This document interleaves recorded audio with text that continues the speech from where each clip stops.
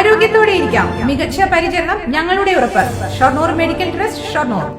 പട്ടാമ്പി നഗരസഭാ ഭരണസമിതിയുടെ ഭാവി നിർണ്ണയിക്കാൻ ഇനി ദിവസങ്ങൾ മാത്രം.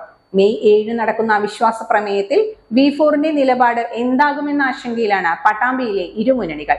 ഭരണത്തിനപ്പുറം പട്ടാമ്പിയിലെ രാഷ്ട്രീയ ഗതി നിർണയത്തിനു കൂടി അവിശ്വാസ പ്രമേയ ചർച്ച സാക്ഷിയാകും.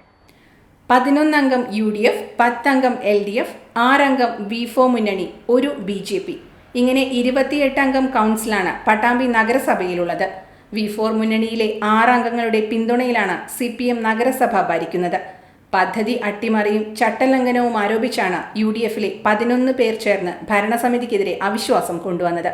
മെയ് 7 നടക്കുന്ന അവിശ്വാസ പ്രമേയ ചർച്ച CPMന് ഏറെ പ്രാധാന്യമുള്ളതാണ്. ചർച്ചയിൽ V4 മുന്നണിയുടെ നിലപാട് നിർണായകമാകും. V4മായി ചേർന്ന് അവിശ്വാസത്തെ നേരിടുമെന്ന് ചെയർപേഴ്സൺ O ലക്ഷ്മിക്കുട്ടി പറഞ്ഞിരുന്നുവെങ്കിലും കഴിഞ്ഞ കുറച്ച് നാളുകളായി നഗരസഭാ ഭരണത്തിൽ CPMഉം V4ഉം തമ്മിൽ അഭിപ്രായ ഭിന്നതകളുണ്ട്. അതുകൊണ്ട് തന്നെ അവിശ്വാസം വിജയിക്കുമെന്നാണ് UDF പ്രതീക്ഷ. നഗരസഭാ ഭരണത്തിന്റെ ഭാവിക്കപ്പുറം പട്ടാമ്പിയിലെ രാഷ്ട്രീയ കാലാവസ്ഥയുടെ ഗതി നിർണയം കൂടിയാവും മെയ് 7 നടക്കുന്ന അവിശ്വാസ പ്രമേയ ചർച്ച.